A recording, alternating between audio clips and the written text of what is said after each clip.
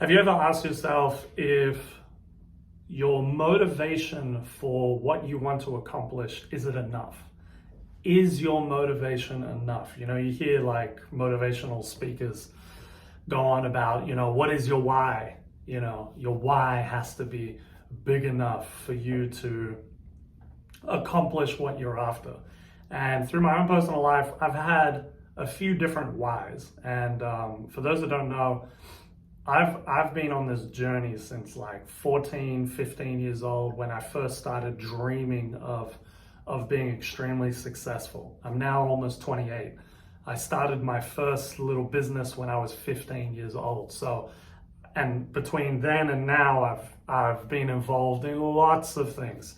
But that aside, my motivation, my why has changed over the years, especially when I became a Christian. My focus kind of went a little bit more philanthropy type stuff, helping people.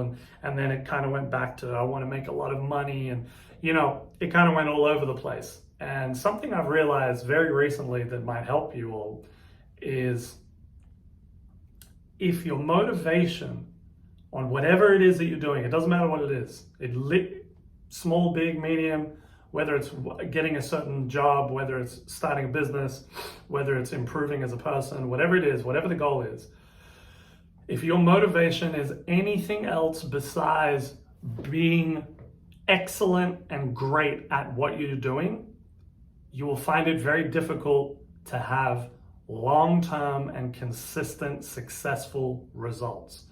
What I mean by that is, if you're starting a business to make money, you will most likely fail quickly. Or it's possible you can skyrocket up and then you'll crash and burn at the top and skyrocket back down. And we see this all the time. If your motivation is anything that's lesser than the bigger picture, it won't work for you. Let me give you a few examples. Now, I am involved in an e-commerce company that I helped start with an amazing team of people. And then I'm also involved in day trading, cryptocurrency trading, and stuff like that. These are kind of the two main things that I'm involved in. So whether it's in business, whether it's this, whether it's you want to become a sports superstar, whatever it is, what I'm about to share is relevant to anything you want to do. If your motivation is to reap the reward, money, fame, power, whatever the reward is, like if you want to be a professional soccer player, if your desire is to win the World Cup, whatever the reward is for the thing that you're in, to get that paycheck, to get that bonus, whatever it is, if your motivation is to reap the reward, you will never get to the reward. Every great successful person, whether it's Steve Jobs with Apple or Ronaldo or, Kanye West or whoever your type of people are, whatever it is, you'll notice that their primary motivation, their primary pushing factor that got them to where they are, whether they realize it or not, is the pursuit of perfecting the art. It was the pursuit of being the best at what they do and how they do it. It was Steve Jobs' pursuit of building the best company that allowed his company to become the most successful company in the history of mankind and for him to become a billionaire. He was not building Apple to become a billionaire. Bill Gates was not pursuing billions. He was pursuing a way to change the world with in-home computers and providing that for humanity. And that allowed him to become a billionaire.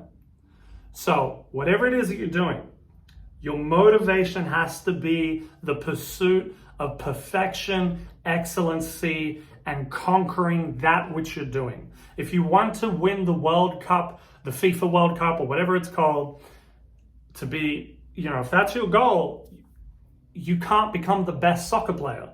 In order to get to that goal, you need to forget about it and focus on becoming the best soccer player that ever existed, training more than anyone else, being better than anyone else, perfecting your skills more than anyone else, and automatically it will put you on the trajectory to reach that goal. Because remember, the lesser is included in the greater. The lesser is included, it's encapsulated in the bigger picture. So just remind yourself and keep yourself in check that whatever your goal is, your goal has to be the best. And when I say to be the best, you don't actually have to try and be the best. You know, we can't all be the best. That's just reality. Someone has to come second, someone has to come third, someone has to come 10,000th. But it's not a competition between people. It's a competition between you and you. And in order to be the best you have to focus on developing your skills, developing your knowledge, developing your abilities, developing your mindset, spiritually, mentally, physically, these things, financially. It's to be the best at those things. When I say to develop financially, I don't mean for your motivation to be money. Let your motivation be to perfect, like if you're a carpenter, to be the best carpenter, and that will automatically allow you more opportunities to make more money. You shouldn't pursue something to make money. Not that wanting money is bad. It's not. I want a lot of money. My goal is $100 million at some point in my life. That's my goal. I don't want to be a billionaire. If it happens, it happens. But bare minimal, no matter what, I'm getting the 100 million. That's my goal. That's the goal. And it's funny because I've had that goal since I was 14 years old. I don't know why, everyone's always talking about a billion. For whatever reason, my goal has always been $100 million net worth. Anyway, that aside, right? So there's nothing wrong with goals. There's nothing wrong with the goal of achieving financial success. However, if that is your motivating factor, it will cloud your ability to make the right choices at the right time, the right way. Because if you're in a decision moment and your decisions are based on what will make me more money rather than what will develop my skill set better, you will fail. If your mindset is what will develop my skill set better in this opportunity, you will find you will make more money when you focus like that and think like that. So just something to take away, something to think about, maybe watch the video again. That's all from today. I'm going to be, by God's grace, I've been very inconsistent on this channel, but by God's grace, I've put a challenge on myself, and I'm not going to say what it is, but we'll just see what happens that these videos start coming out. So like this video, it helps the YouTube algorithm. It allows more people to see this video. Share it with someone that you think would value from this.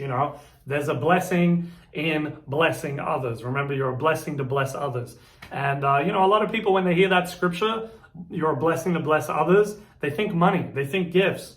Well, like I just said, the greatest gift is knowledge. The greatest gift is something that equips your character and amplifies your wisdom, increases your knowledge, and all these types of things. Because in doing that, you'll be equipped to make more money. It's better to teach a man how to fish than to just give him fish. So the greatest gift is always knowledge, skills, wisdom, someone sharing experiences with you and these types of things. So this is me sharing my own experiences with you, and you're going to get a lot more where that has come from. So God bless you, and see you very soon.